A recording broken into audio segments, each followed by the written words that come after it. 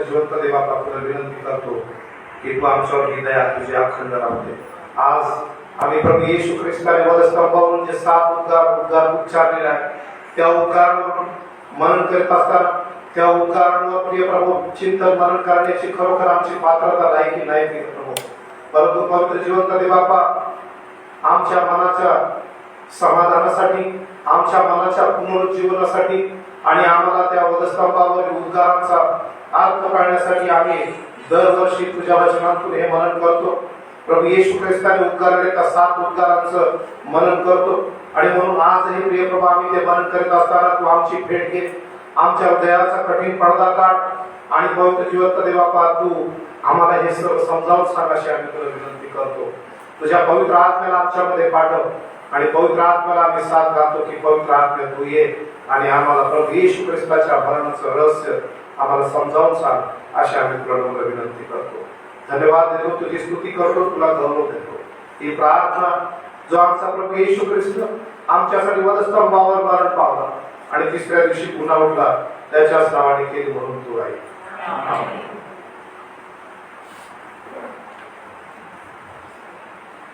Thank you Balasaheb, आपण मला बोलवलं या ठिकाणी संधी दिली.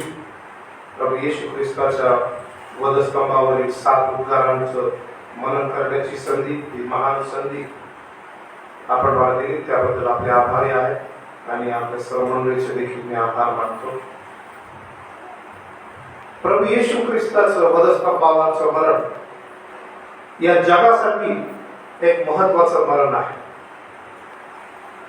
हा एकच मृत्यूदिन असा आहे ज्याला गुड म्हटलं जातं, ज्याला उत्तम म्हटलं जातं. कारण प्रत्येक जण आपल्या मरणाला वाईट म्हणतो, प्रत्येक जण आपल्या मरणाचा दिवस दुःखाचा पाळला जातो. प्रत्येक व्यक्ती दुःखाचा दिवस म्हटलं की तो त्या दुःखाच्या मोडमध्ये जातो.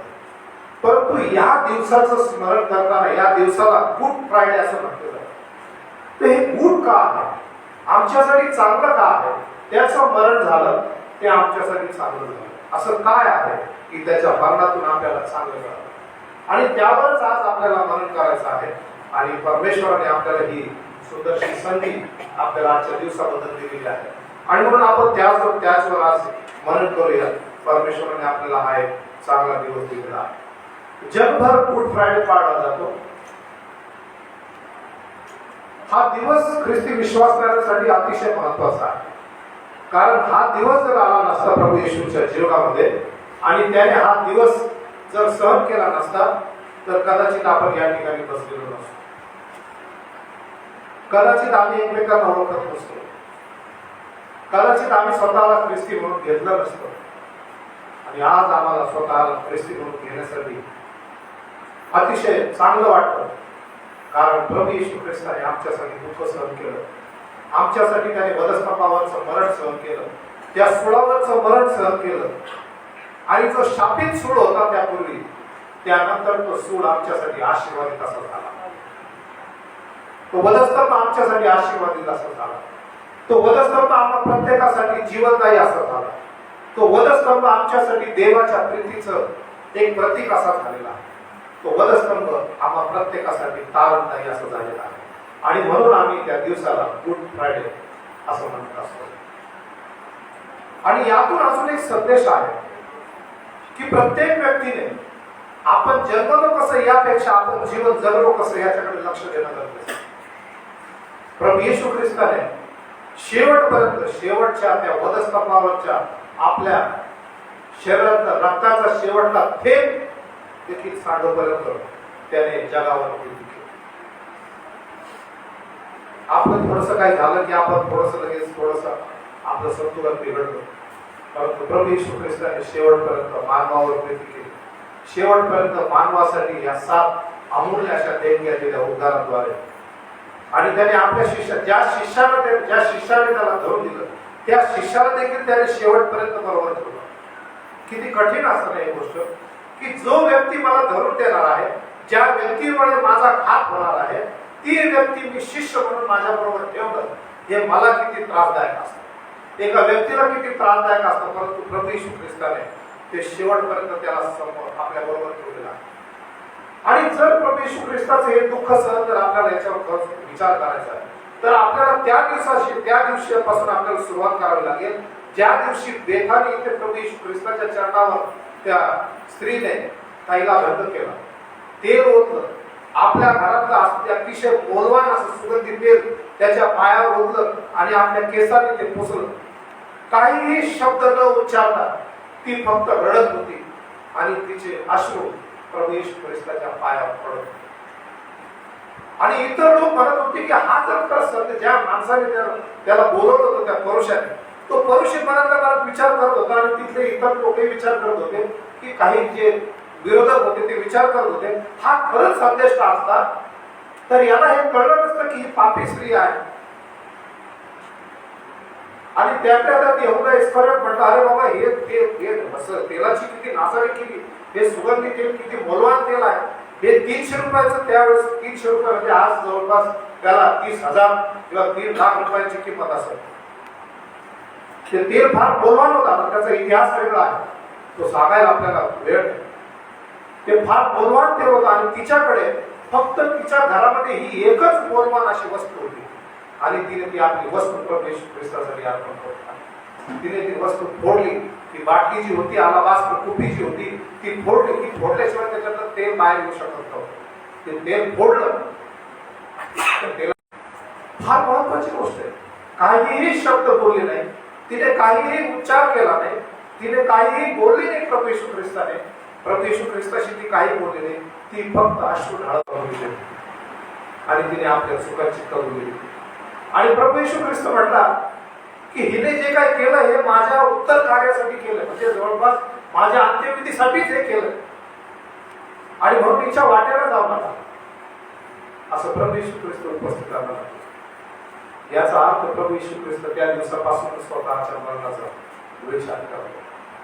आपल्या शिष्यांशी बोलताना तो कितीतरी वेळेस त्याने स्वतःच्या मरणाचं भविष्य वर्तवलेलं होतं की मनुष्याच्या पुत्राला आपली लोकांच्या हाती धरून दिलं, ते त्याला मारण्यात येईल, त्याला खेळण्यात येईल, परंतु तो तिसऱ्या दिवशी पुन्हा होतो. ते अनेक वेळेस त्याने भविष्य, आणि आपण जे यशया 53 वाचलं, मगाशी बाळासाहेबांनी वाचलं, त्या यशया 53, यशया हे प्रभू येशू ख्रिस्ताच्या 760 वर्षांपूर्वी ते पुस्तक लिहिण्यात आलेलं आहे, तो ग्रंथ लिहिण्यात आलेला आहे. ते 760 वर्षांपूर्वी प्रभू येशू ख्रिस्ताबद्दल जसंच्या तसंच ते लागू झालं. त्याला रूप नव्हते, त्याला शोभा नव्हती, त्याच्याकडे पाहिलं तर त्याच्यावर मन बसेल असं त्याचं काही रूप नव्हतं. आणि आम्ही त्याला मानलं नाही, आम्ही त्याला धिक्कारलं, तो अपराधात गणला गेला. असं जे काही सर्व वर्णन आहे यशया 53 मध्ये, ते सर्वच्या सर्व प्रभू येशू ख्रिस्ताबद्दल तंतोतंत लिहिण्यात आलेलं आहे. ते भविष्य वर्तवण्यात आलं आणि ते भविष्य जसंच्या तसं त्या ठिकाणी खरं ठरलेलं आपण पाहतो. त्यानंतर त्याचा यरूशलेमेत प्रवेश आपण पाहतो. यरूशलेमेत त्याने प्रवेश केला, कशापासून? गाढवीच्या शिंगापासून प्रवेश केला. आपणही धावळ्याचा व्यवहार पाळला नाही, आपण धावळ्या आणल्या, जय जयकार केला प्रभू येशूचा. आणि त्या दिवशी लोक प्रभू येशू ख्रिस्तासाठी इतके आतुर झालेले होते की त्यांनी स्वतःच्या अंगावरचे कपडे काढले आणि त्या रस्त्यावर टाकले. त्याच्या रस्त्यावर, ज्या रस्त्याने प्रभू येशू ख्रिस्त यरूशलेमेत प्रवेश करणार होता, काय होतं त्या यरूशलेमेमध्ये असं महत्वाचं. ते बेथानी गाव म्हणजे यरूशलेमेपासून साधारण 2 किलोमीटर, 2 मैल म्हणजे 3.1 किलोमीटर असं काहीतरी त्याचं अंतर असावं. 2 ते 3 किलोमीटर अंतरावर असलेलं बेथानी हे गाव, तिथेच तो लाजारवर राहायचा. आणि जेव्हा जेव्हा त्याला प्रभू येशू ख्रिस्त प्रसिद्धीत असायचा तेव्हा तेव्हा तो बेथानी गावामध्ये राहायचा, लाजारकडे राहायचा. त्या बेथानी गावातून तो यरूशलेमेकडे चालला. परंतु जेव्हा यरूशलेमेकडे लोक त्याचा जय जयकार करत होते, परंतु तो आत मनस्वी विवळलेत होता, मनस्वी दुःखी होता, कारण त्या यरूशलेमेत चाललेला होता जिथे त्याला यहूदा इस्करियोत करून, जिथे त्याला वधस्तंभावर खेळण्यासाठी शिक्षा दिली जाणार होती, जिथे त्याचं मरण ठोठावलं जाणार होतं, मरणाची घोषणा केली जाणार होती. त्या याच्यामध्ये जात असताना आपण, तो स्वतः दुःखी होता तरी पण लोक त्याचा जय जयकार करत होते. एका देवाच्या सेवकाला सेवा करणं किती कठीण असतं.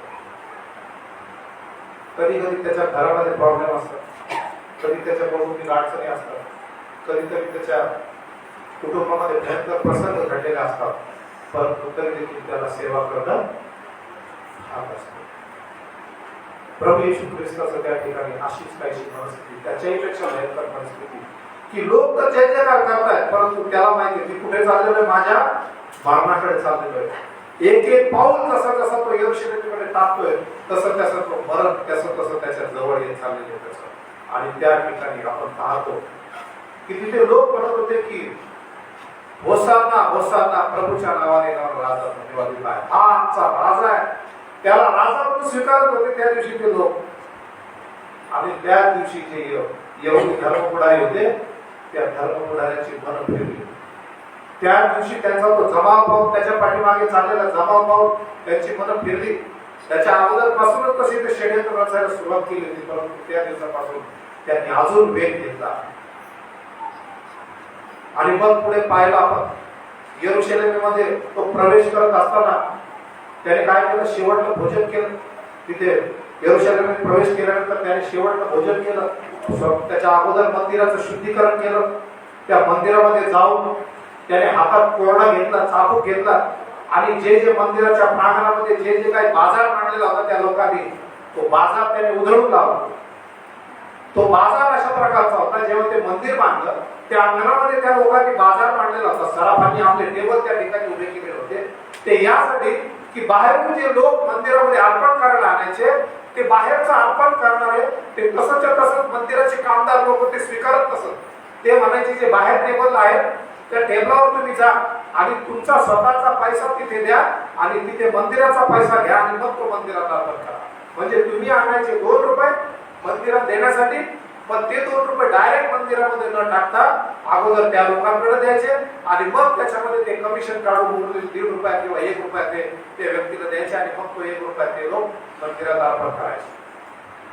म्हणजे मंदिरामध्ये देखील काय झालं होतं, कमिशन खोरी सुरू झाली. आणि दुसरी महत्वाची गोष्ट म्हणजे त्या अंगणामध्ये त्यांनी जो बाजार मांडलेला होता तसं ते कोणी अर्पण करायला पशु जे काही मेंढरू वगैरे आणायचे, बकरू आणायचे, त्या मेंढरांमध्ये बकरांमध्ये ते काहीतरी दोष काढायचे आणि मंदिरामधून जे मेंढवाडा होता त्या मेंढवाड्यातून पशु घ्यायला लावायचे, बकरू किंवा मेंढरू घ्यायला लावायचे. लोकांनी आणलेल्या मेंढरांमध्ये ते दोष काढायचे, याला थोडं असं झालेलं आहे, तसं झालेलं आहे, हा चालणार नाही, तो चालणार नाही, मग तुम्ही इथं द्या आणि मग जास्तीचे पैसे देऊन लोकांना ते मंदिरामध्ये घ्यावं लागेल. अशा प्रकारे तो बाजार चालू होता. आणि तिसरी गोष्ट म्हणजे तो बाजार ज्या ठिकाणी मांडलेला होता ते सुवार्तेचं अंगण होतं. ज्या मंदिर मांडलेलं होतं त्या मंदिराच्या बाहेर थोडंसं अंगण बांधलं होतं आणि जे कोणी यहुदी इतर लोकांना जर त्या मंदिराच्या उपासनेमध्ये सहभागी व्हायचं होतं, त्यांना जर सहभागी व्हायचं असेल तर त्यांनी त्या अंगणात उभा राहून त्या मंदिरात सहभागी व्हायचे उपासनेमध्ये. आणि म्हणून ते जे अंगण होतं ते सर्व इतर धर्मियांसाठी खुलं होतं, परंतु या लोकांनी बाजार मांडल्यामुळे तिथे त्या लोकांना उभं राहता येत नव्हतं. याचा अर्थ ते अंगण कशाचा अंगण होतं, सुवार्तेसाठी तयार केलेलं अंगण होतं आणि या लोकांनी तिथेच बाजार मांडला होता. या तिन्ही कारणांमुळे प्रभू येशू ख्रिस्ताला राग आला, तो आवेशामध्ये आला आणि तो म्हटला की हे माझं मंदिर प्रार्थनेचं मंदिर होईल असं तुम्ही ऐकलं नाही का, शास्त्र लिहिलेलं. आणि त्या लोकांचे सराफांचे चौरंग टेबल सगळे उधळून लावले आणि ते अंगण त्याने रिकामं केलं. त्यानंतर त्याने शेवटचं भोजन आपल्या शिष्यांबरोबर केलं. आपल्या शिष्यांबरोबर शेवटचं भोजन त्याने घेतलं. ते भोजन घेत असताना त्याने रुमाल आपल्या कमरेला बांधला, त्याने आपले बाह्य वस्त्र काढले, त्याचा हुद्दा, तो जो देवाचा पुत्र होता तो हुद्दा तो बाजूला ठेवून त्याने आपल्या शिष्यांचे पाय धुतले. जे धुळीने माखलेले, जे गावागावांमध्ये फिरलेले, कुठून आलेले असे पाय त्याने ते धुतले, पाणी टाकून त्याने धुतले आणि त्याने सांगितलं की जो तुम्हाला मोठा भूपा कुठे तुमचा काय झालं पाहिजे, सेवन. या जगाला किंता घालून दिला. प्रभू येशूच्या प्रत्येक कृतीमध्ये या जगाला आदर्श देण्याचा उद्देश आहे आणि त्याने तो आदर्श दिला. आज या जगामध्ये अनेक मोठे मोठे लोक, कोणत्या देशाचे राष्ट्राध्यक्ष, कोणत्या देशाचे पंतप्रधान प्रभू येशू ख्रिस्ताच्या कुठल्या ना कुठल्या कृतीचं ते अनुकरण करत असतात. याचा अर्थ या संपूर्ण जगावर प्रभू येशू ख्रिस्ताच्या जीवनाचा आणि शिकवणुकीचा काय आहे, परिणाम आहे. या जगामधून प्रभू येशू ख्रिस्ताची शिकवण जर बाजूला काढली तर काय करू शकत नाही. जिथे लोक धर्मावरून मारामारी करतायत, जिथे लोक वर्णभेद करतायत, इतर देशांमध्ये चालू आहे, आपल्या देशांमध्ये चालू आहे, तिथे प्रभू येशू ख्रिस्त शांतीची घोषणा करतात. स्वतःच रक्त सांडलं तरी परवा करीत नाही तो जगासाठी. तो त्या शिष्याला शेवटच्या भोजनाच्या वेळेस म्हटलं, हे माझं शरीर आहे, तुमच्यासाठी दिलं जात आहे, तुमच्यासाठी मोडलं जात आहे. आणि तो द्राक्षाला देता तो म्हटला की हे माझं रक्त तुमच्यासाठी ओतलं जात आहे. कोण व्यक्ती आहे असं या जगामध्ये असा कोणी होणार नाही आणि यापुढे झाला नाही आणि यापुढे कोणी होणार नाही, जो आपण मरण या जगाला अर्पण करतो. कोणी एखादी व्यक्ती कोणाला जर एक बाटली रक्तदान केलं तर तो 10 वेळा सांगत फिरतो, एक बाटली रक्तदान केलं, एक बाटली रक्तदान केलं, हे माझं सर्टिफिकेट. पण प्रभू येशू ख्रिस्ताने आपल्या शरीरातला शेवटला थेंब रक्ताचा थेंब सांगूपर्यंत त्याने वधस्तंभावर स्वार्पण केलं. तो थांबला त्या वधस्तंभावर, त्याने प्राण जाऊ दिला. त्याचं जर अर्धवटच मारून झाला असतं तर आज आपण ते बसू शकतो. आणि त्याने आपलं जे काही कार्य आहे ते शेवटपर्यंत पूर्ण केलं. आणि हा यज्ञ या जगासाठी करण्यात आलेला त्या वधस्तंभावरचा यज्ञ त्याने स्वतःला जाळल्या ठिकाणी, त्याने स्वतःच जीवन अर्पण केलं त्या ठिकाणी. आणि म्हणून वधस्तंभ हे यज्ञाचं ठिकाण आहे. त्याचबरोबर देवाने मानवावर किती प्रीती केली हे दर्शवण्याचं देखील एक ठिकाण आहे. मानवावरची देवाची प्रीती जर पाहायची असेल तर तुम्ही मनापासून एकदा 5 मिनिट फक्त त्या वधस्तंभावर, कुठला वधस्तंभ असो, कुठल्याही ठिकाणी असो, लाकडाचा असो, प्लास्टिकचा असो, कुठेही असो, त्या वधस्तंभाकडे फक्त 5 मिनिट तुम्ही बघा आणि आत्मपरीक्षण करा. मला खात्रीने विश्वास आहे की तुमचं हृदय 5 त्या वधस्तंभाकडे पाहून स्वतःचा विचार करा की हा वधस्तंभ माझ्यासाठी काय आहे. देव तुमच्याशी बोलेल, देव तुम्हाला समजावून सांगेल. योहान 3:16 देवाने जगावर एवढी प्रीती केली की त्याने आपला एक पुत्र दिला, यासाठी की जो कोणी त्याच्यावर विश्वास ठेवतो त्याचा नाश होतो, तर त्याला सार्वकालिक जीवन प्राप्त होते. त्याचं शेवटचं भोजन झालं आणि त्याच रात्री जो त्याचा शिष्य एक त्या शेवटच्या भोजनाच्या वेळेसच प्रभू येशूने विचारलं, सांगितलं की तुमच्यापैकी मला एक घरून देणार आहे. आणि सगळे शिष्य विचारायला लागले, कोण आहे प्रभू, कोण प्रभू, कोण तो? आणि मग असं प्रत्येक जण करत करत एवढा इस्करियोत म्हटला, प्रभूजी मी करतो. प्रभू येशू ख्रिस्ताने म्हटला, हा तूच. आणि त्याला शेवटचा खास प्रभू येशूने बुचकळून त्याचा तोंडात घातला आणि म्हटला, तुला जे करायचं ते कर. आणि ते भोजन अर्धवट सोडून एवढा इस्करियोत उठला आणि मुख्य याजकांकडे गेला, धर्मपुढाऱ्यांकडे गेला, एवढी धर्मपुढाऱ्यांकडे, आणि त्याने प्रभू येशूचा सौदा केला. किती रुपयामध्ये? 30. प्रभू येशूची किंमत काय लावली? माणसाची किंमत काय नाही. आज तुम्ही आणि या जगामध्ये आहोत. तुम्ही एक आठवडा कोणाला शेजारच्याला दिसू नका, तो तुम्हाला विसरून जाईल. तुम्ही परत दिसल्यानंतर अरे हा तुम्ही कुठं बाहेर गेले तर. माणसाची किंमत काय नाही.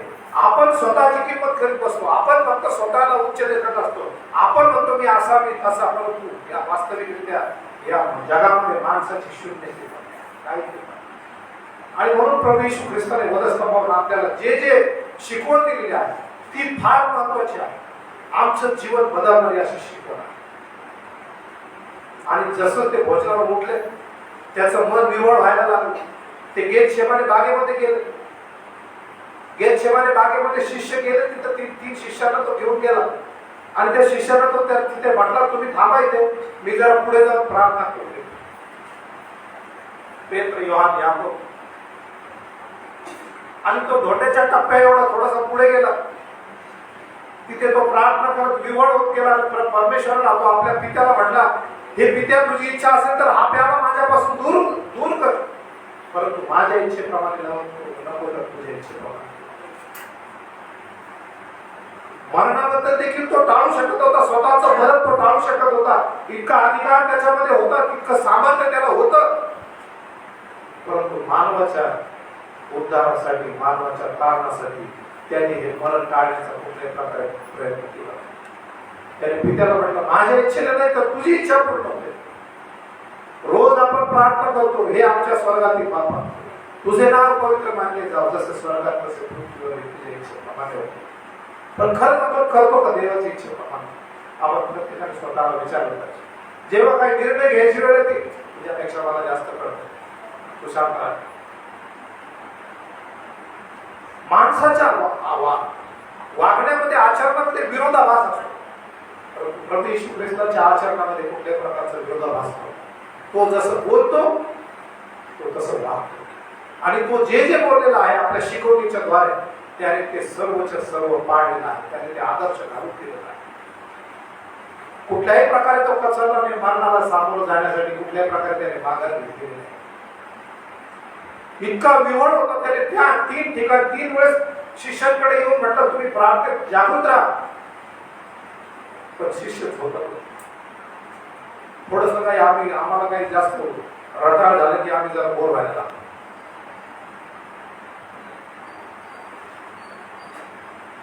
चर्च रविवारचं थोडस लाभलं की आम्ही थोडस बोर व्हायला लागलो. फार झालं, फार वेळ झाला. तसे शिष्य, कारण आपण या देहामध्ये आहोत, देहाच्या काही मर्यादा आहे आणि म्हणून त्यांना शिष्यांना ते मर्यादा होती. परंतु प्रभू येशूची अपेक्षा होती की त्यांनी या शेवटच्या घटकेला देखील त्यांनी काय केलं पाहिजे, या शेवटच्या घटकेला तरी त्यांनी साथ दिली पाहिजे. परंतु ते त्यावेळेस देखील साथ देऊ शकले आणि त्यांना झोप आवरायला. आणि तिसऱ्या वेळेस तो म्हटला, पहा मनुष्याचा पुत्र करून दिला जात आहे, आता तरी तुम्हाला पाहिजे. आणि समोर यहूदा इस्करियोत आला. रोमन सैनिकांची तुकडी घेऊन आला. त्याच्याबरोबर यहुदी धर्म पुढारी होते. बघा त्याही वेळामध्ये यहूदा इस्करियोत छान खूप सांगून ठेवली होती, मी ज्याची गळा भेट घेईल आणि ज्याचं चुंबन घेईल तुम्ही त्यालाच धरा.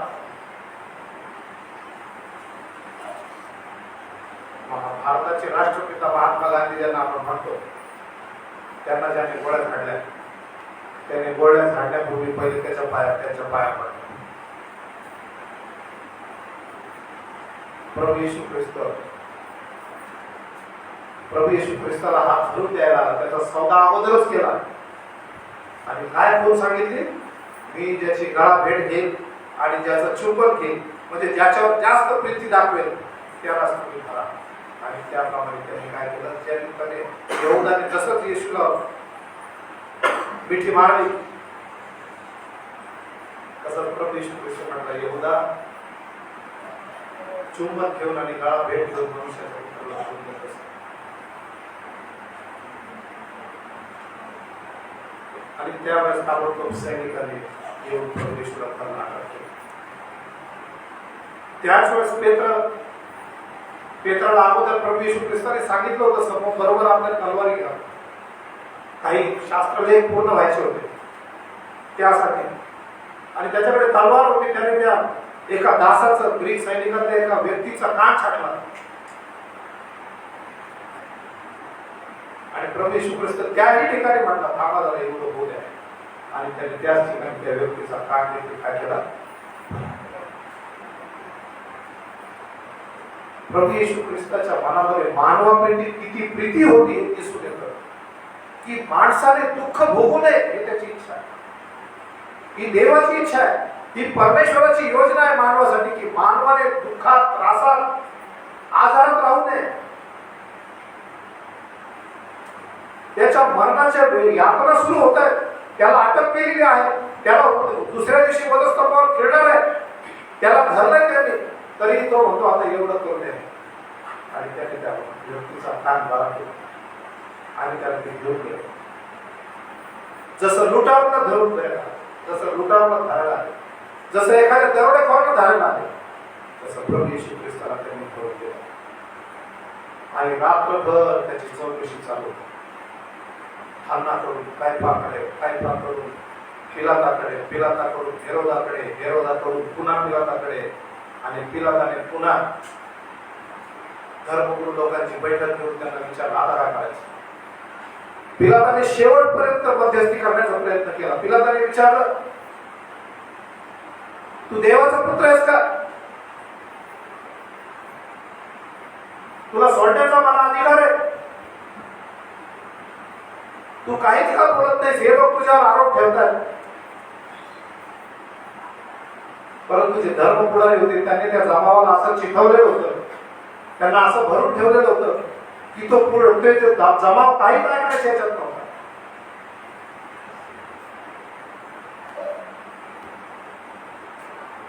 खोटे साक्षीदार उभे केले होते आणि ते साक्षीदार उभे राहून म्हटलं आम्ही ऐकलेले की हा म्हटलं की हे मंदिर 3 दिवसात तोडेल आणि मी 3 दिवसात पुन्हा उभारेल हे मंदिर.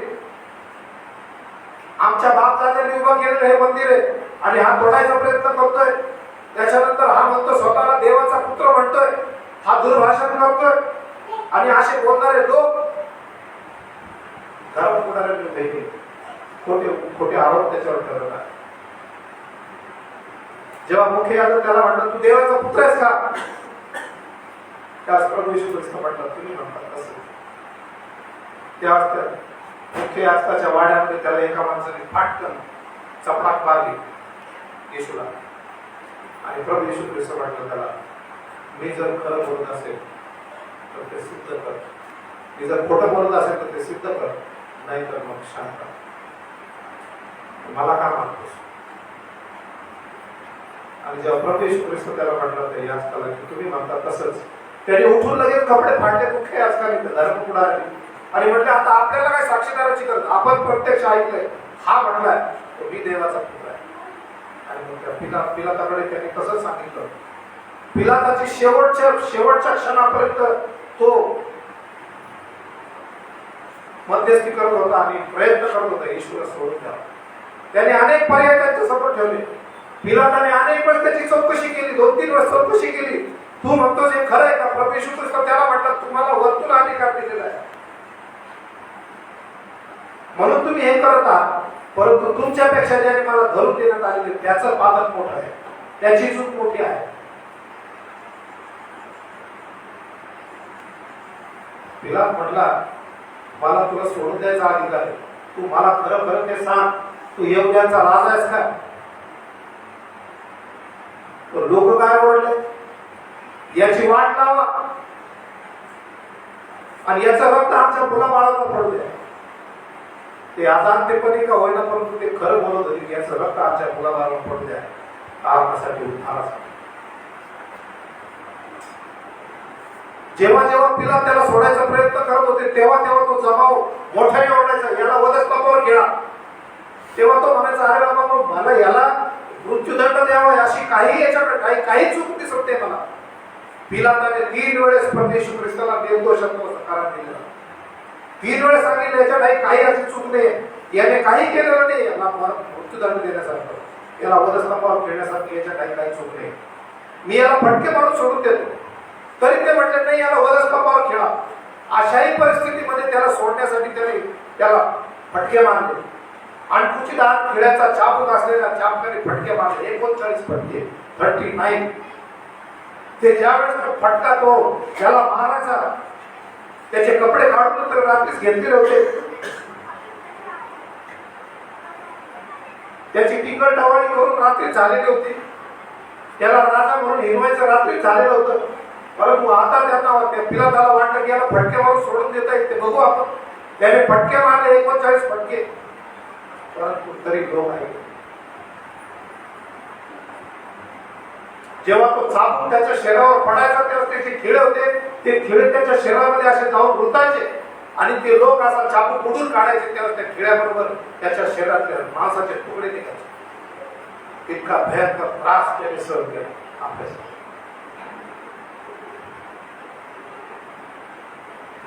आणि पुन्हा पिलाताने त्याची चौकशी केली. पुन्हा पिलाताला वाटलं याला सोडून द्यावं. पिलाताने पुन्हा जमावाला आणि त्या धर्मपुढाऱ्यांना दुसरा पर्याय दिला की मी तुमच्यासाठी आज वलांडणाचा सण आहे, या सणामध्ये मला एका कैद्याला सोडण्याचा अधिकार आहे, तुमच्यासाठी मी येशूला सोडतो.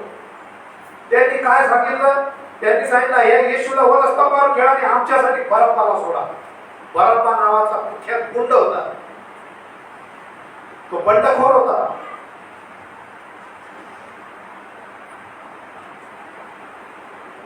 म्हणजे त्या गुंडाला सोडा, गुन्हेगाराला सोडा, पण हा जो निर्दोष आहे याला काय करा? वधस्तंभावर खेळा. लोक मॉब लोकांना ज्यावेळेस माथे फिरवले जातात, त्यांना जेव्हा चिथावलं जातं चुकीच्या गोष्टीसाठी, त्याचं सर्वात उदाहरण हे आहे की चांगल्या गोष्टींना पाय पुढवलं जातं.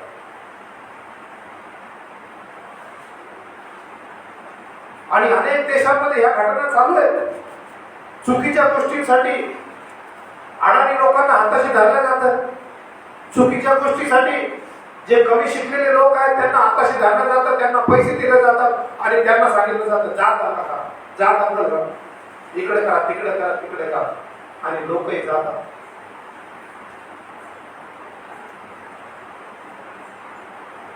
आम्ही विचार करायला पाहिजे की माझा खांदा हा कोणासाठी रिकामा नाहीये. माझ्या खांद्यावर कोणी बंदूक ठेवून चालवायची?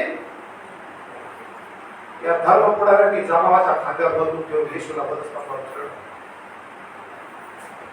जमावाचा वापर केला येशूला वधस्तंभावर ठेवण्याचा. कारण का? त्याच्यामुळे त्यांचं महत्व कमी होतं. येशू ख्रिस्ताची शिकवण देत होता, लोक अचंबित होत होते. त्याने स्पर्श केला की लोक बरे व्हायचे. त्याने आवाज दिला की मेलेला माणूस बाहेर यायचा.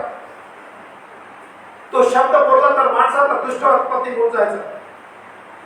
अनेक चमत्कार आपण पवित्र शास्त्रामध्ये वाचतो. जे अशक्य, कुठल्या वैद्याला, डॉक्टरला सुद्धा अशक्य असे आजार त्याने आपल्या केवळ स्पर्शाने आणि शब्दाने बरे केलेले आहे. मेलेला माणूस फक्त शब्दाने जिवंत केलेला आपण पाहतो. त्या विधवेचा मुलगा बरा केला, रस्त्याने चालता चालता तिरीला स्पर्श केला आणि त्याला उठवलं.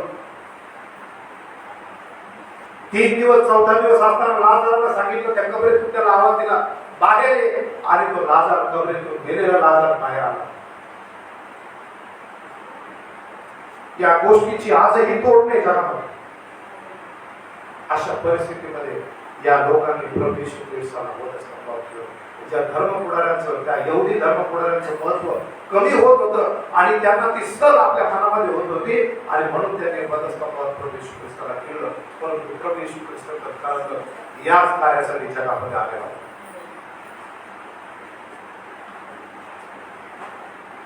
आणि अशा प्रकारे आपण पाहतो, दुसऱ्या दिवशी ज्या वेळेस त्याला दुसऱ्या दिवस उगवला, सकाळी फटके मारले, बरब्बाला सोडण्याचा त्याला येशूला सोडण्याचा प्रस्ताव दिला, पण जमावाने पिलाताचे दोन्ही पर्याय नाकारले. त्याने सांगितलेले पर्याय अंमलात आणले, परंतु येशूलाही सोडलं नाही.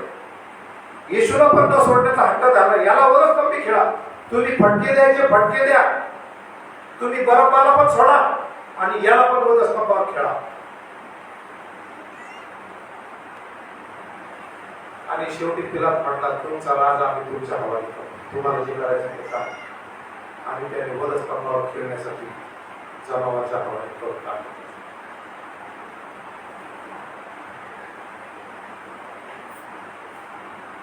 आणि प्रभू येशू ख्रिस्ताला जेव्हा रात्री अटक केलेली होती, तेव्हापासून त्याच्या पोटामध्ये अन्नाचा कण नाही, त्याच्या तोंडामध्ये पाण्याचा थेंबही गेलेला नव्हता, त्याला काहीही दिलेलं होतं. अशा परिस्थितीमध्ये तो रात्रभर निवडत होता, सैनिकांची चीख सहन करत होता, फटके सहन करत होता. ते जे काही त्याची अवहेलना करत होते, त्याची टिकल टावाळी करत होते, ते सगळं सहन केलं त्याने. ते सगळं सहन करून हा दुसरा दिवस उगवला. आणि त्या दुसऱ्या दिवशी त्याला जेव्हा पिलाताने शेवटी सांगितलं, पिलाताचे सर्व पर्याय संपले. पिलाताने पाहिलं की आपण सगळं काही जे काही पर्याय करायचे होते ते सगळं केलं. पिलाताने 3 वेळेस घोषित केलं की प्रभू येशूच्या टाईमाला काही तुला दिसत नाही, त्याला तो निर्दोष आहे. लोकांनी ऐकलं आणि त्याला सांगितलं, याची वाट लावा, याला वधस्तंभावर खेळा आणि याचं रक्त आमच्यावर पडू द्या. आणि पिलाताने शेवटी सांगितलं की याला वधस्तंभावर खेळा. कोणाला दबाव, कोणाला बळी पडला पिला? तुम्हाला माहित आहे, ह्या पिलाताची नंतर अशी अवस्था झाली, हा वेळा पिसा झाला होता. प्रभू येशू ख्रिस्ताचं पुनरुत्थान झालं, त्याच्यानंतर तो स्वर्गारोहणात झाला, परंतु पिलाताची अवस्था त्यानंतर अशी झाली की कित्येक वर्ष तो वेडासारखा जीवन जगला. आणि त्या वेडापायी तो मेला. त्याच्यावर एक पुस्तक लिहिण्यात आलेलं आहे. पुस्तकामध्ये सांगितलं आहे आणि म्हणून आपण हे पाहतो की पिलाताने सुचवलेले सगळे पर्याय संपले, त्याने सगळे पर्याय वापरले, परंतु काही उपयोग झाला नाही. आणि मग पिलाताने येशूला वधस्तंभावर फिरवण्यासाठी यहुद्यांच्या स्वाधीन केले. योहान शुभवर्तमान 19 अध्याय आणि त्याच्या 16 वचनामध्ये असं लिहिले की पिलाताने त्यांना येशूला वधस्तंभावर फिरवण्यात त्यांचा आवाहन केला.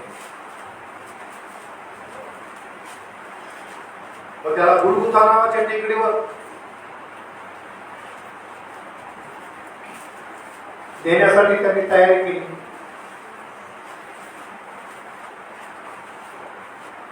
गुलगुथा याचा अर्थ कवटीची जागा. आपल्याला प्रत्येक गावागावामध्ये जर तुम्ही गेले तर तुम्हाला प्रत्येक गावामध्ये हाडोळा नावाची एक जमीन दिसते. आपण त्याला हाडोळा, जे कोणी मेलं तरी त्याला पुरायचं असेल तर त्या गावाच्या ठिकाणी ते पुरत असतात काही हाडा, परंतु ती एक कवटीची जागा होती. त्या ठिकाणी त्या जागेचा आकारही कवटीसारखा होता आणि गुलगुथा तिला म्हणत. त्या कवटीच्या जागेवर त्याचं तो सुळावर त्याला चढवायचं निश्चित झालं, गावाच्या बाहेर, यरूशलेमच्या बाहेर. आणि त्या ठिकाणी त्याला नेण्यात आलं. तिथे नेलं. अनेक ठिकाणी प्रभू येशू ख्रिस्त पडला, परंतु तिला त्याला त्या सैनिकाने, रोमन सैनिकाने त्याला लाथाबुक्या मारून दिलं.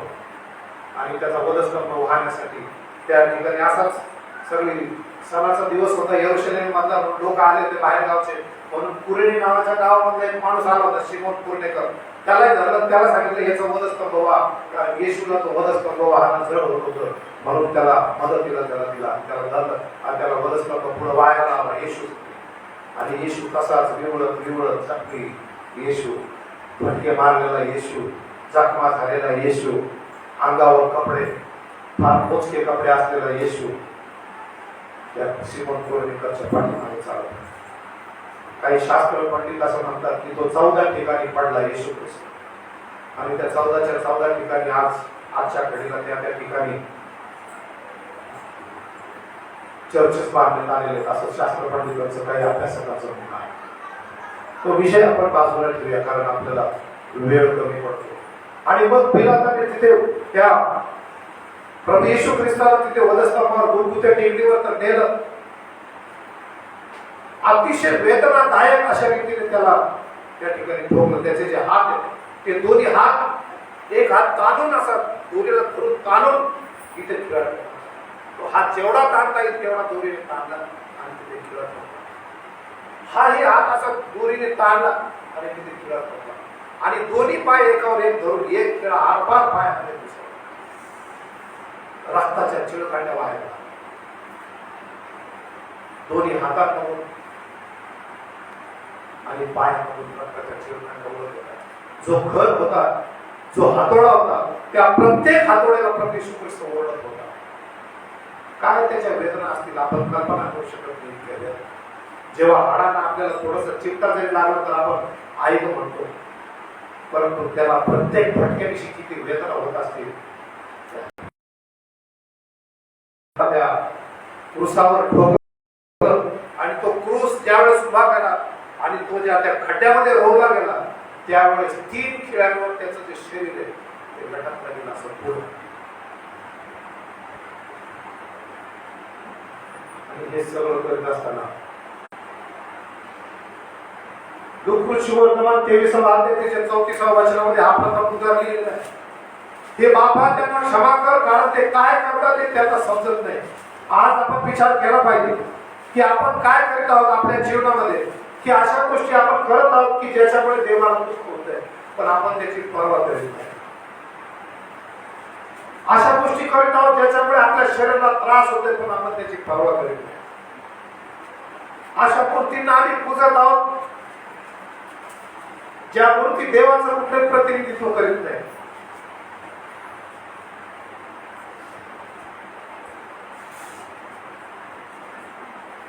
अनेक लोक वेगवेगळ्या प्रकारे आराधना करतात, उपासना करतात, परंतु जे देव नाही त्या देवाची उपासना करतात. अनेक लोक सगळं माहीत असूनही पापामध्ये जीवन करतात. या सर्व धर्म पुढाऱ्यांनी जे पातक केलं ते फार महाभयंकर पातक होतं. जो देवाचा एकूण आहे पुत्र प्रभू येशू ख्रिस्त या जगामध्ये आला, त्याला त्यांनी काय केलं? वधस्तंभावर ठेवलं. तुम्हाला आठवत असेल पवित्र शास्त्रामध्ये नवीन करारामध्ये मत्तई वर्तमानाच्या 22 ते 24 अध्यायामध्ये एक द्राक्षमळ्याचा दाखला दिलेला आहे की त्या द्राक्षमळ्याने आपला द्राक्षमळा त्या सालदारांना लावून दिला आणि तो लांब दूरदेशी गेला. काही दिवसांनी फळबाग त्याने आपल्या लोकांना पाठवलं, पण त्या लोकांनी त्याला मार देऊन पाठवलं. आणि नंतर 2-3 वेळेस त्यांनी लोकांना पाठवून नंतर असा विचार केला की निदान माझ्या एका पुत्राला तरी हे घाबरते. आणि त्याने आपल्या पुत्राला पाठवलं फळ घेण्यासाठी, हिशोब घेण्यासाठी. पण त्या कामगारांनी पाहिलं, अरे हा तर वारस आहे, यालाच मारून टाकू म्हणजे सगळं राज्य आपलंच. त्याप्रमाणे प्रभू येशूचे केलं. तो प्रभू येशूने सांगितलेला दाखला आहे. प्रभू येशूचे हे अशा प्रकारे वधस्तंभावर त्याने मरणाची तयारी केली. प्रभू येशू ख्रिस्ताचं मरण कृत्याने देवाला राग आणत आहेत. जे लोक आपल्या कृत्याने देवाचा क्रोध स्वतःवर भडकून घेत आहेत, अशा सर्व लोकांसाठी हा देवाचा जो प्रभू येशू ख्रिस्ताचा प्रथम उपकार आहे, त्या सर्वांना लागू पडतो की हे बापा त्यांना क्षमा कर, कारण हे काय करतात हे त्यांना समजत. तुम्हाला आणि मला देखील हा उपकार लागतो की बऱ्याच वेळेस अशा गोष्टी आम्ही करतो की ज्या गोष्टी आम्ही करायला नकोय. आम्ही विचार केला पाहिजे की अशा कोणती कृत्य आमच्या हातात घडतात. प्रभू येशू ख्रिस्ताने आमच्यासाठी दुःख सहन करावं लागले, मरण पत्करावं लागलं, त्याला स्वतःचा प्राण अर्पण करावं लागलं, स्वतःचं रक्त सांडावं लागलं. असं कोणते पाप आमच्या हातून घडतायत आणि घडले त्यापूर्वी आजच आम्ही त्याच्यासाठी पापाची, स्वतःच्या पापाची आम्ही क्षमा मागितली पाहिजे. आणि म्हटलं पाहिजे की प्रभू येशू तुझ्या ज्या वधस्तंभावरच्या पहिल्या उद्गाराचा जो आशीर्वाद आहे, जी क्षमा आहे पापाची, ती मलाही लागू दे. जे गाणं आपण गायलं, जे गीत आपण गायलं, डॉक्टर विकास कांबळे यांनी लिहिलेलं अतिशय छान गीत आहे. ते आत्म्याच्या प्रेरणेने त्यांनी लिहिलं. मला मुक्त करण्या शापातून, मला मुक्त करण्या पापातून येशू रक्त वाहिले तुझ्या देवाने.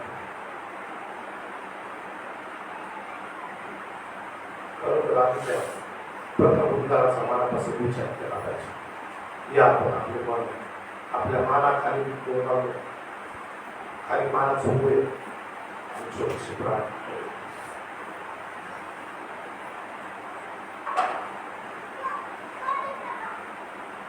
हे पवित्र प्रभू येशू ख्रिस्त, वधस्तंभावर उद्गारलेला तू प्रथम उद्गार, हे बाबा त्यांना क्षमा कर, कारण तू हे काय करतात हे त्यांना समजत नाही.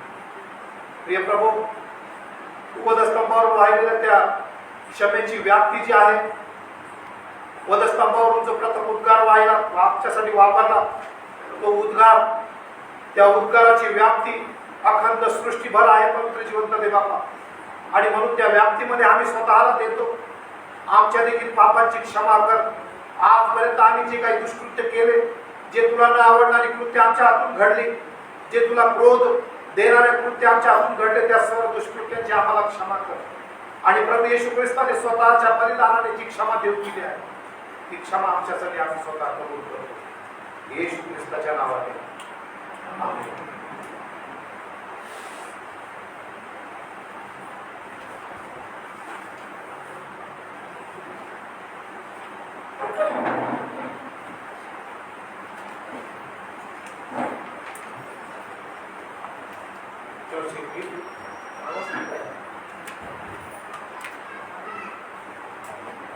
Take me to yours.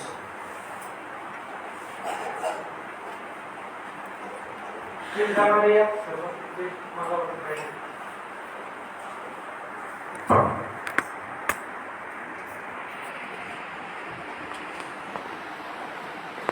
Naveen folder मध्ये पहिलं सीन गाणं होता, निवे चिले फुला.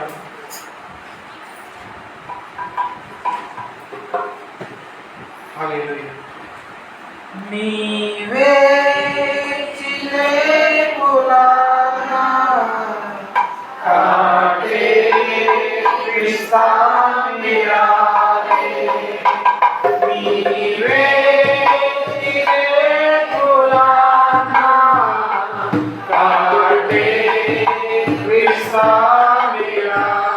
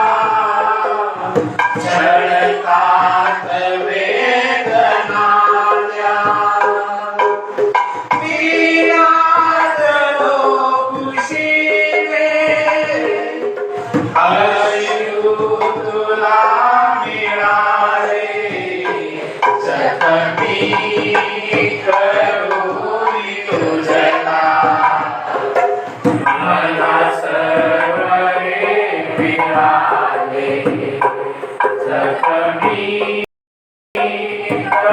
करुणी तुझला मला सगळे मिळाले मी वेचिले पुराणा काळे ख्रिस्ता मिळाले मी वेचिले पुराणा काळे ख्रिस्ता मिळाले जगती करुणी तुझला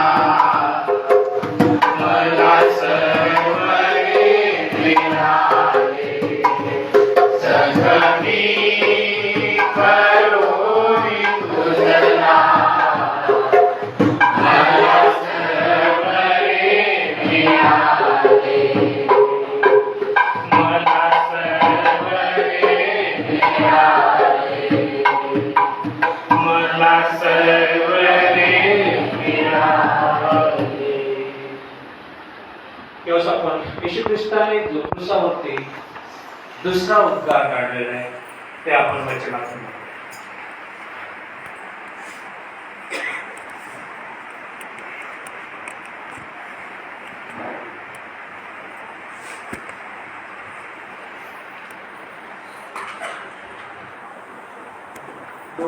वर्तमान 23वा अध्याय आणि 43वा वचन.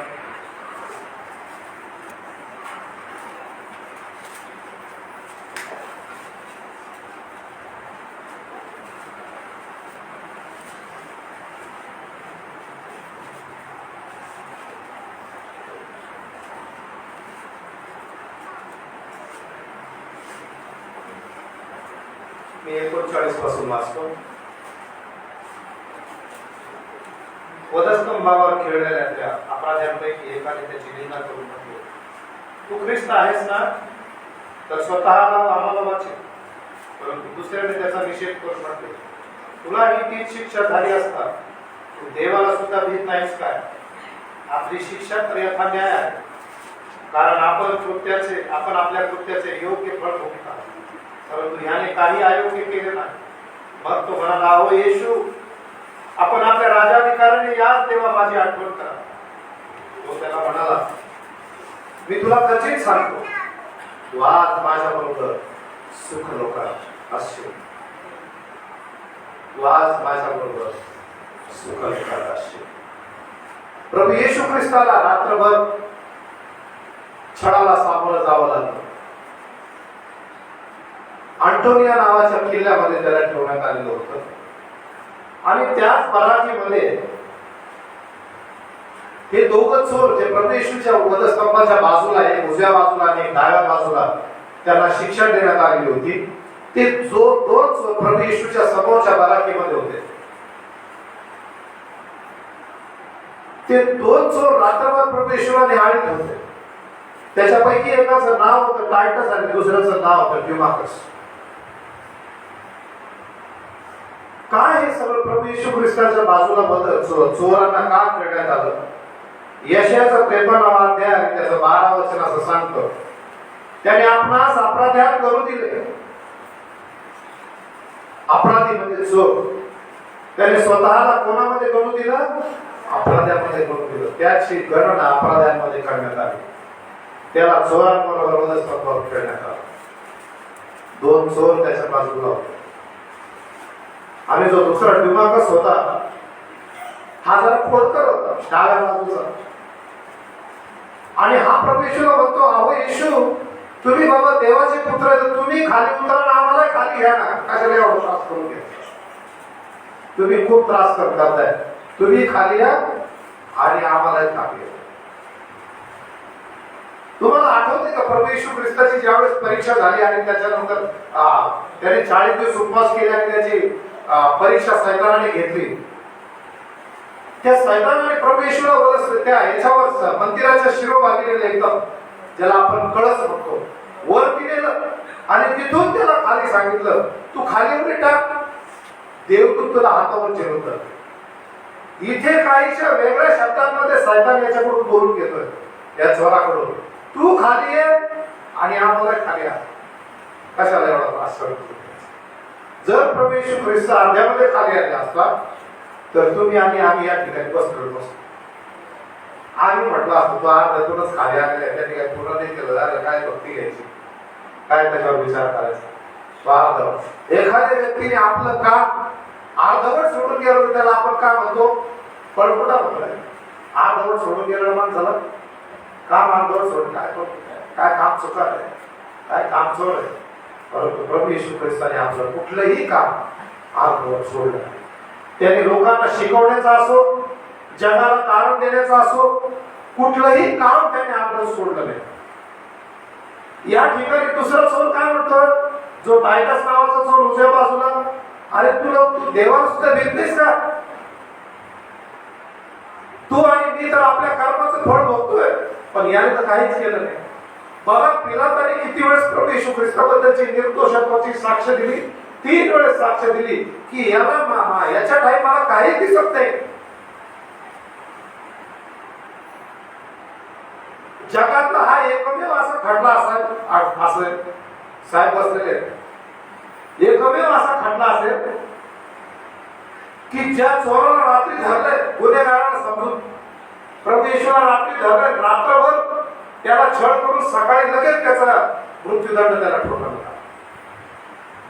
एवढ्या झटपट मृत्यूदंडाची शिक्षा नसते, त्याला फार मोठी प्रोसिजर असते, त्याला फार मोठी कायदेशीर प्रक्रिया असते. मृत्यूदंड हा कायद्याचा सगळ्यात शेवटचा पर्याय म्हणून वापरला जातो. पण या ठिकाणी लोक म्हणत होते याला वधस्तंभावर खेळा, याला दुसरी काही शिक्षा नको, याला काय करा? वधस्तंभावर खेळा. याच्यातले बरेच लोक कोणते होते माहिती का? याच्यातले बरेच लोक होते जे राजा म्हणून त्याचा सत्कार करत होते तिकडे यरूशलेम. आमच्यामध्ये पण असे लोक असतात, काही खाऊ लागतात आणि गाऊ लागतात, दोन्ही बाजूला वाजवतात. आणि आमच्याकडून ह्या चुका होतात, आम्ही ह्या चुका करतो. की आम्ही चूक करणाऱ्या बरोबरही असतो आणि त्याने ज्याचा गुन्हा केला त्याच्याबरोबर त्याला तू पण बरोबर आहे, त्याला शेजार तू पण बरोबर, आता काय करणार आहे आपल्याला, त्याला बरोबर तो बरोबर कसा काय असू शकतो? या ठिकाणी हा चोर त्याला म्हणतो बाबा तू देवाला घाबरत नाहीस का? देवाला आम्ही घाबरलं पाहिजे. जर या जगामध्ये आम्हाला जर जगायचं असेल, चांगलं जीवन जगायचं असेल, शुद्ध आणि पवित्र जीवन जगायचं असेल तर पवित्र शास्त्रामध्ये सगळ्यात पहिली अट आहे की देवाचं भय करणं. परमेश्वराचं भय आपल्या हृदयामध्ये असलं पाहिजे. अरे नाही हे चुकीचं आहे, हे मी केलं नाही पाहिजे, अरे हे पाप आहे, अरे हे वाईट आहे, याच्याने नुकसान होतंय, हे करू नये. परंतु आज आम्ही काय करतोय? आम्ही बिनधास्त आमच्या मनाचं ऐकत नाही. आमच्या मनातून आम्हाला आवाज येतोय चुकीचं हे करू नको, पण आज आम्ही आमच्या हृदयावर बिनधास्तपणे त्याला म्हणतो शांत बसेल, तुला काय कळतंय, मी जे करतो ते तेच करायचं.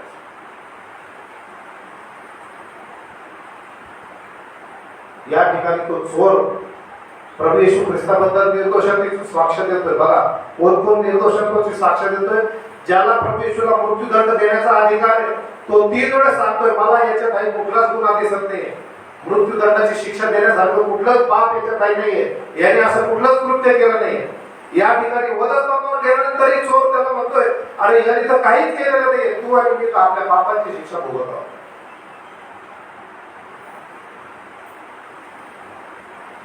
आणि एवढं सगळं बोलून तो चोर, जो चोर प्रभू येशूच्या समोरच्या बराकीमध्ये होता, समोरच्या कोठडीमध्ये होता, तो हा टायटस नावाचा चोर प्रभू येशूला रात्रभर न्याहाळत होता.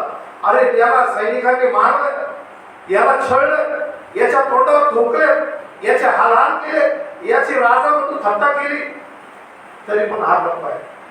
हा काहीच कसा बोलत नाही.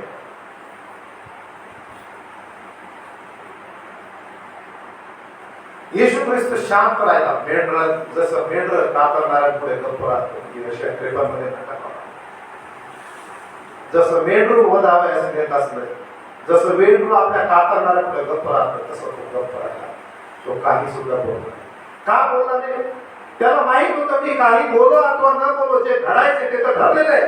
मला मरण आहे, मला मरायचंय, आणि म्हणून तो गप्प आहे. हा चोर त्याला ओळखतोय. रात्रभर चोराने त्याला निहाळलेलं आहे आणि त्याने सगळं त्याची जी सकाळी यात्रा निघाली त्या कवटीच्या जागेपर्यंत, त्यावेळेस ते चोर त्याला निहाळत होता. निहाळणं फार महत्वाचं आहे. एखादी व्यक्ती जेव्हा आपल्याकडे रोखून पाहते त्यावेळेस ती आपल्याकडे रोखून पाहत नसते, ती आपल्याला निहाळत असते आणि आपलं व्यक्तिमत्व समजून घेण्याचा प्रयत्न करत असते. डॉक्टर, तुम्हाला माहिती आहे, डॉक्टरला जर आपण सांगायला लागलो हे होते ते होते तर त्याला लगेच कळतं याचं काय प्रॉब्लेम. पोलिसांना तर अशी सवय आहे की माणूस पाहिजे तरी ओळखू लागतं त्याला याचं काय प्रॉब्लेम आहे, हा खरा आहे का नाही, हा खरं बोलतोय का नाही, त्यांना 30 टक्के कळतं. बरोबर आहे कसं, कोण माणूस कसा आहे त्यांना कळतं. आणि त्यांची इतका अभ्यास झालेला असतो पोलीस डिपार्टमेंटचा, तर आपलातून अभ्यास आहे माणसं ओळखण्याचा.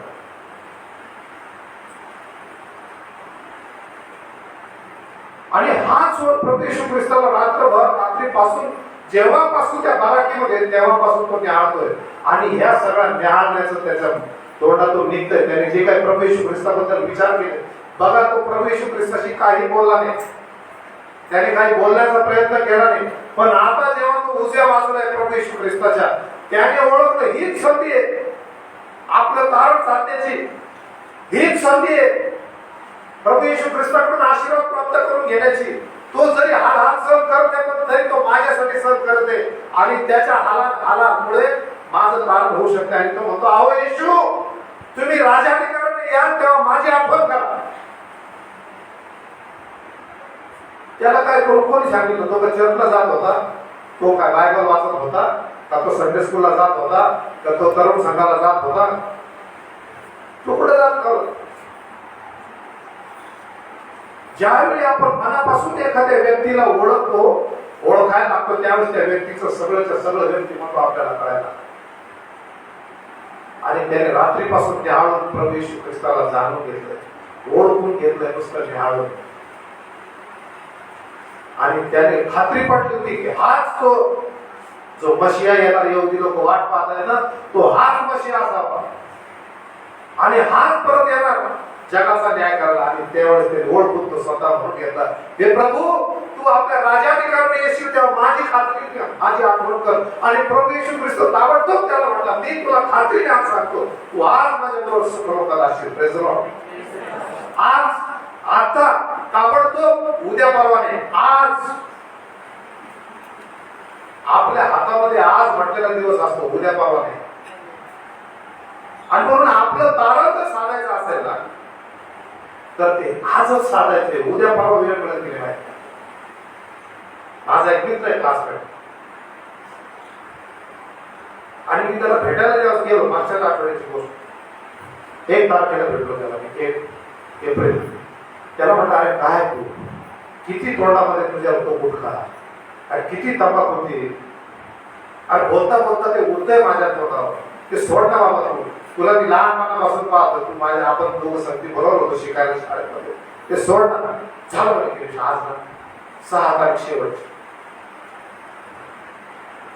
म्हटलं कोणते महिन्याची 6 नाही, 6 तारीख शेवटची, सोडून द्या गुटखा सगळं सोडून द्या 6 तारखेला. म्हटलं 6 तारखेला मी येते येणार नाही, बसणार तुझ्या ऑफिसवर. आणि सकाळी 6 तारखेला त्याचा मला फोन आला. मी 6 तारखेला त्याला म्हटलं, आज तारीख किती आहे? 6 तारीख. आज काय वायदा म्हटलं आपलं? म्हणजे 13 तारीख येते, 13 तारीख शेवट, 13 तारखेला.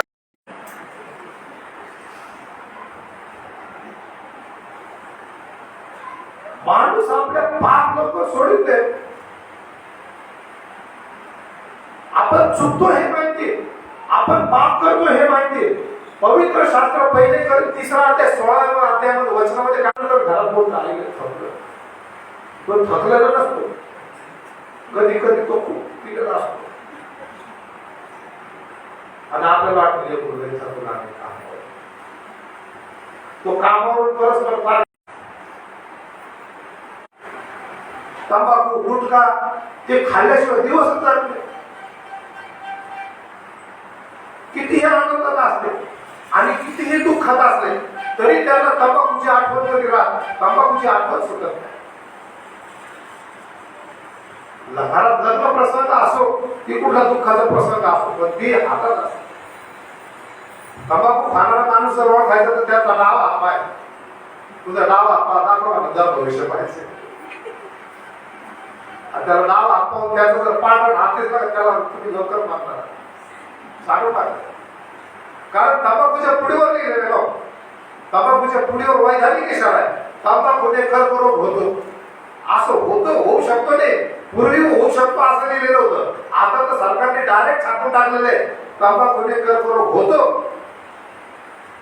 असं छापून टाकलेलं आहे. पण आम्हाला विकत मरण पाहिजे, फुकट जीवन नको. कोणी जर म्हटलं मी तुमच्यासाठी प्रार्थना करतो, आता वेळ दिला 5 मिनिट नंतर, आता वेळ झालेला आहे.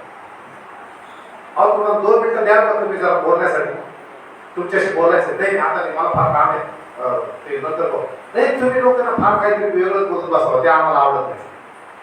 फुकट जीवनाच्या चांगल्या 2 गोष्टी सांगायला लागलं तर लोकांना नकोय. पण लोक मृत्यू विकत घेतात.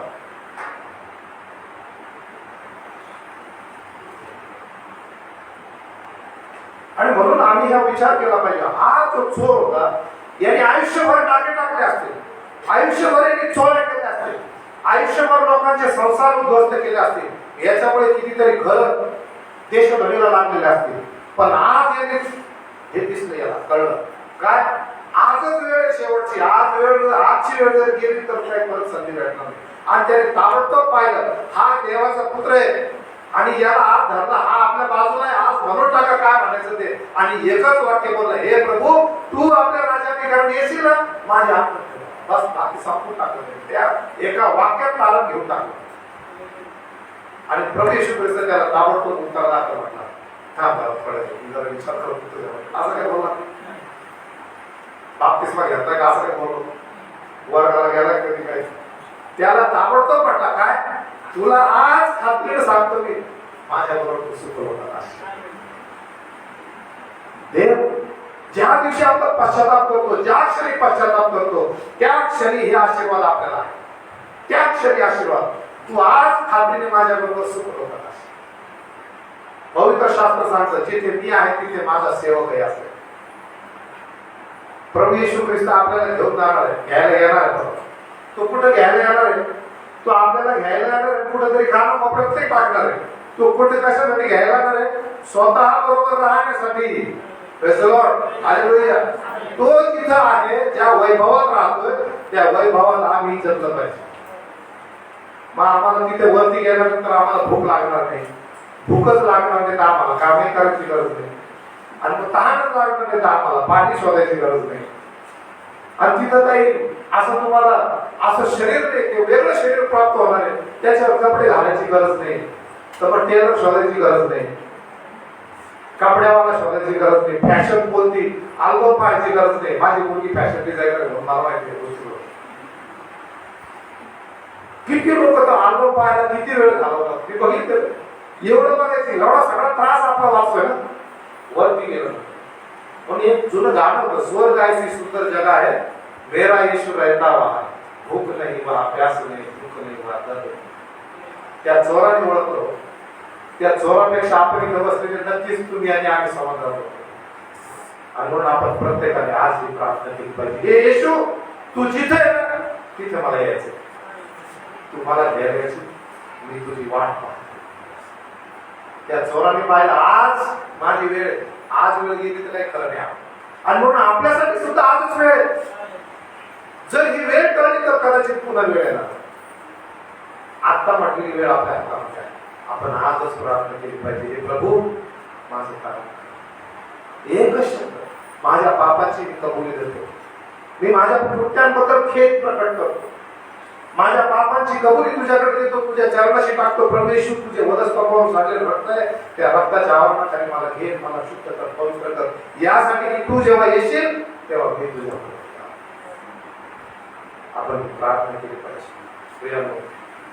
दुसरी महत्वाची यातून संदेश एक असा आहे, देव तुमच्या कर्मकांडाकडे बघत नाही.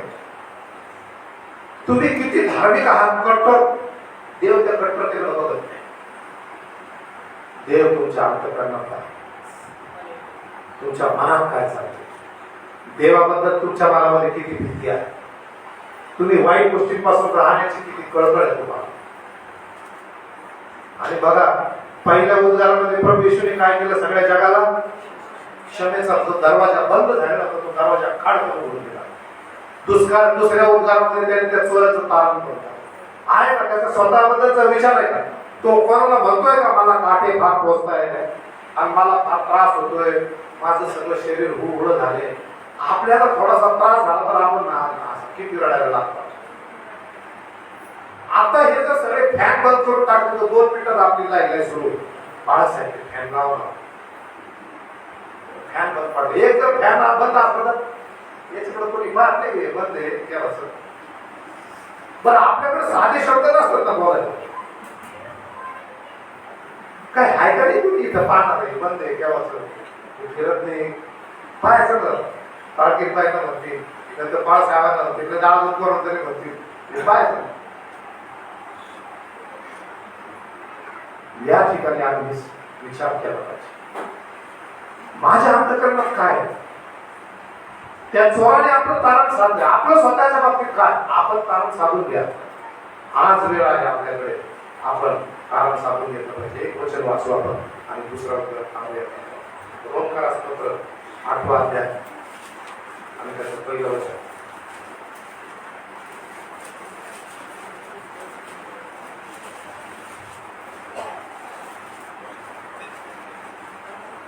म्हणून ख्रिस्त येशूमध्ये असलेल्यांना दंडाज्ञा नाही. Praise the Lord. ख्रिस्त येशूमध्ये असलेल्यांना दंडाज्ञा नाही.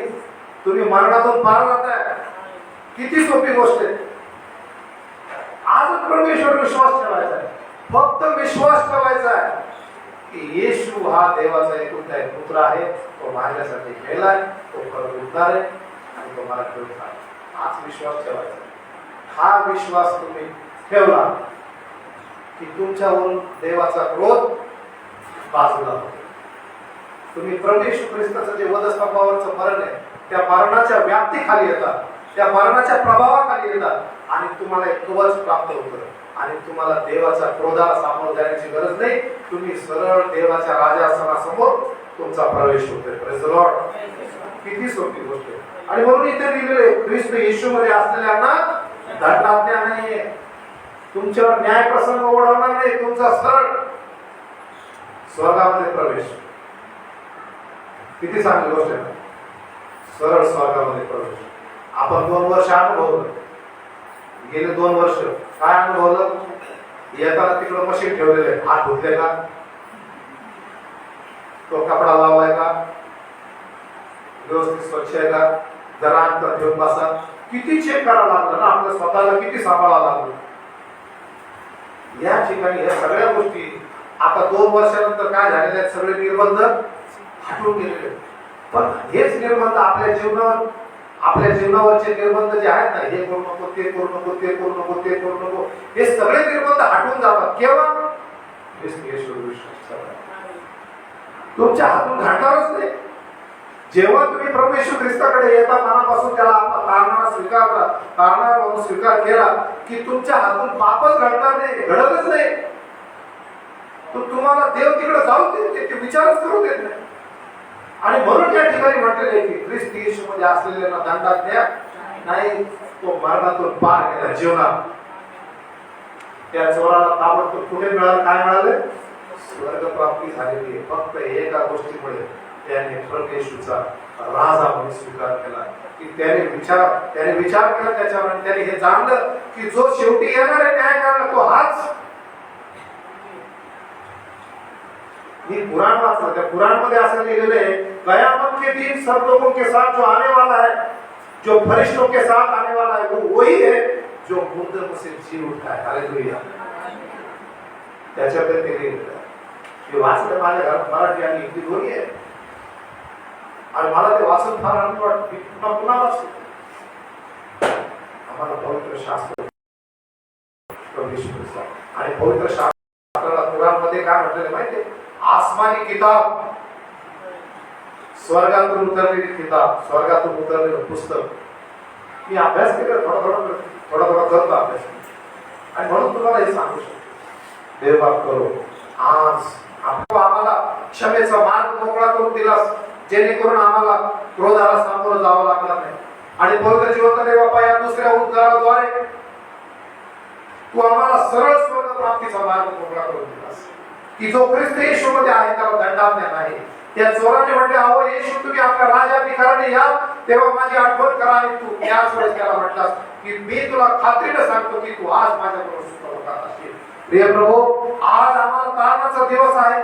आमच्यासाठी जो तू तारणाचा दिवस नेमलेला आहे तो हाच आहे, तो आजचाच दिवस आहे. आणि म्हणून आज आम्ही आमच्या पापाची क्षमा मागतो तुझ्याकडे.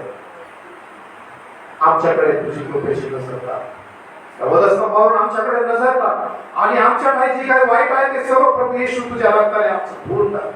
आमचे पाप धुवून टाक आणि आम्हाला शुद्ध कर. आणि तू आज आमच्यासाठी बोल की हे माझ्या मुला, हे माझ्या मुली, तू खात्रीने माझ्या बरोबर सुखवतात असशील. प्रभू तुझं हे वरदान तू आम्हाला दे, अशी मी तुला विनंती करतो प्रभू येशूच्या नावाने, आमेन.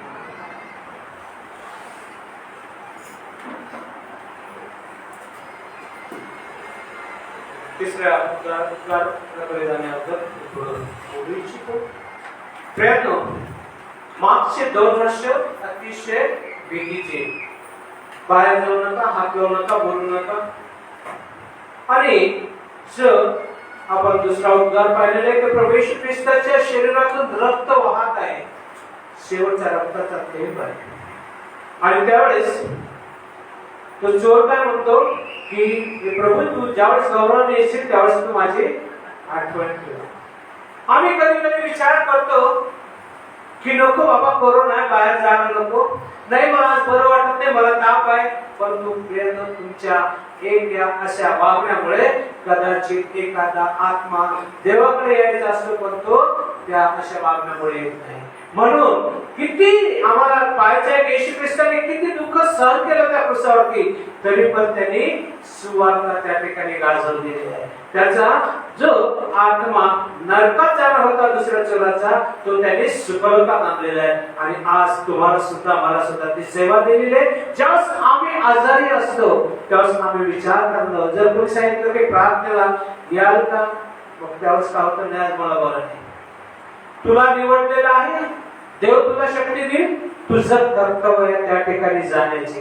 म्हणून प्रियानो, आम्हाला जे कार्य दिलेले आहे सुवार्ता शेवटपर्यंत सांगण्याचे ते सुवार्ता सांगायलाच पाहिजे. आणि देवाने प्रत्येकाने मंडळीला, ही मंडळी नवीन आहे, निवडलेली आहे, प्रत्येक वेगवेगळ्या प्रांतातून वेगवेगळ्या परिस्थितीतून आलेली आहे. म्हणून जेव्हा जेव्हा तुम्हाला संधी मिळेल सुवार्ता सांगण्याची, येशू ख्रिस्ताला समोर डोळे ठेवून ठेवा की त्या चोराला त्यांनी त्या सुखलोकात आणलेला. आज तुम्हाला सुद्धा साक्षीद्वारे, प्रार्थनेद्वारे इतरांना तुम्हाला वचन सांगता येईल आणि त्याचं जीवन त्या पापापासून सुटेल. त्याचप्रमाणे एक गीत त्यावेळेस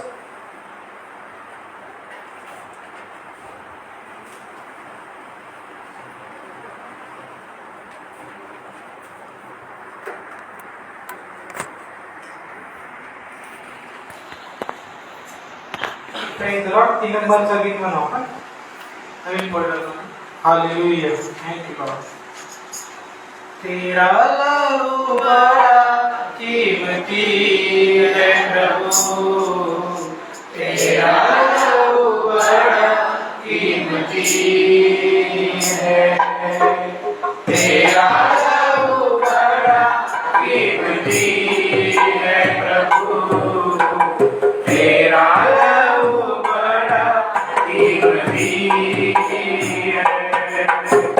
क्योंकि उस लहू में तो ताकत है, जिसे हम पाते छुटकारा, क्योंकि उस लहू में तो ताकत है, जिसे हम पाते छुटकारा, तेरा लहू बड़ा कीमती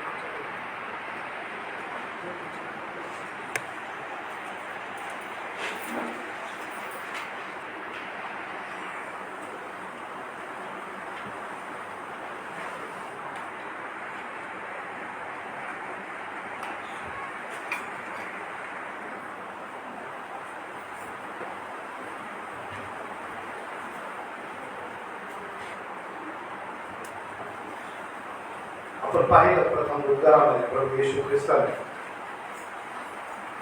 सर्व जगासाठी क्षमेचं दान दिलेलं आहे, क्षमेचा मार्ग मोकळा केलेला आहे. दुसऱ्या उद्गारामध्ये चोराला स्वर्ग प्राप्तीचा आशीर्वाद दिलेला आहे, सुखलोकात जाण्याचा आशीर्वाद दिलेला आहे.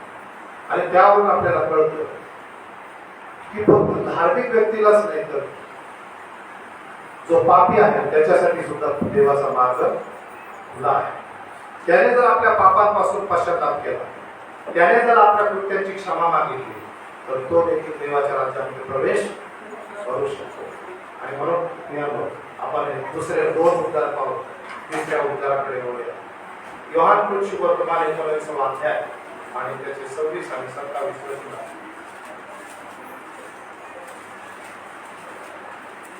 त्यांना मिळालं तरी वाचा. मग येशूने आपल्या आईला व ज्या शिष्यावर त्याची प्रीती होती त्याला जवळ उभे राहिलेले पाहून आईला म्हटले, बाई, पहा हा तुझा मुलगा. मग त्याने त्या शिष्याला म्हटले, पहा ही तुझी आई. आणि त्या वेळेपासून त्या शिष्याने तिला आपल्या घरी ठेवून घेतले. यस, प्रभू येशू ख्रिस्ताने आपल्या आईला दोन ठिकाणी बाई असं संबोधन केलेलं आहे. आपल्याला माहिती, एक काना गावाच्या लग्नाचा जो प्रथम चमत्कार त्याने केला त्यावेळेस मरियमाई त्याच्याकडे आली. तिथला द्राक्षरस संपलेला होता आणि मरियमाई त्याला म्हटली की इथला द्राक्षरस संपला, तू काहीतरी कर बाबा. त्या प्रभू येशू ख्रिस्त म्हटलं, बाई, तुझा माझा काय संबंध, या गोष्टीशी माझा काय संबंध. तर आपल्याला असं कदाचित काही लोकांना असं वाटतं की बाई म्हणजे असं काहीतरी तिराईतपणे असं का असं बोलला प्रभू येशू. परंतु ग्रीक भाषेमधलं जर भाषांतर पाहिलं तर त्या भाषेमध्ये तो जो शब्द वापरलेला आहे मॅडमा, तर त्याचा अर्थ बाई साहेब असा आदरार्थी शब्द होतो. आणि म्हणून तिथे तो बाई हा एकेरी शब्द नाही तर तो सन्मानार्थी शब्द वापरलेला आहे. आणि म्हणून त्या दृष्टिकोनातूनच आम्ही या शब्दाकडे बघितलं पाहिजे की त्या आपण हे बघितलं त्याला जेव्हापासून धरलं तेव्हापासून जर आपण दृष्टिकोन टाकला त्या सगळ्या घटनांवर, तर जेव्हा त्याला अटक केली त्याच वेळेस त्याचे सगळे शिष्य काय झाले, सगळे तितर बितर झाले.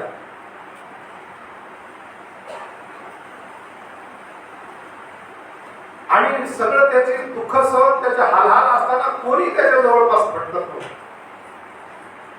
फक्त एक शिष्य वधस्तंभाजवळ होता आणि तो म्हणजे योहान.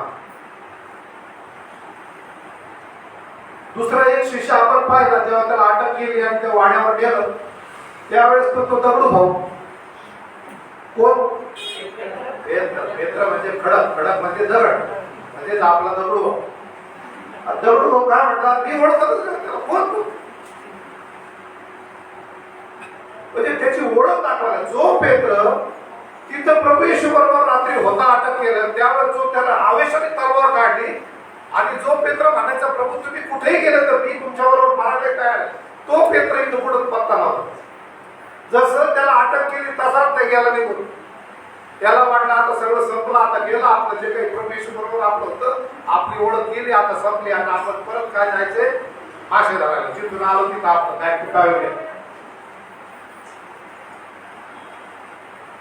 ती बाई त्याला म्हणते त्या रात्री तिथं अटक केली त्या वाड्याच्या समोर, अरे बाबा तू त्यांच्यापैकी छे काय काही तुला काय कळतंय का, त्याच्यापैकी कधी त्याला ओळखत आहे कधीच पाहिलं नाही होतं. होत ना असं आपल्या बाबतीत होत, आपल्या बाबतीमध्ये पण होत असं. बघा तुम्ही एखादा वरच्या पोस्टचा माणूस असतो ना, वरच्या पोस्टचा माणूस, तो जर वैयक्तिकरित्या तुम्हाला भेटला आणि सार्वजनिकरित्या भेटला, त्याचे दोन्ही वागण्याचे पैलू बघा तुम्ही, त्याचा अभ्यास करा. तो जर वैयक्तिकरित्या भेटला ना तर तुम्हाला असं वाटेल सगळ्यात जास्त मला सोड. वैयक्तिक भेटला तर कसे काय तुम्ही तुम्हाला पाहिजे मला अनुभव असं म्हणते. आणि जेव्हा तुम्ही सार्वकालिक जीवनामध्ये त्याला म्हणता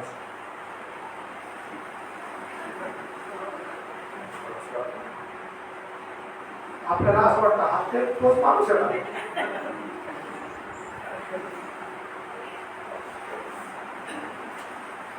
आणि म्हणून मी आता माझ्या स्वभावातच बदल करून घेतलेला. सार्वजनिक जीवनातच मोठ्या माणसांपासून लाभ आहे, लांबूनच म्हणतो नमस्कार.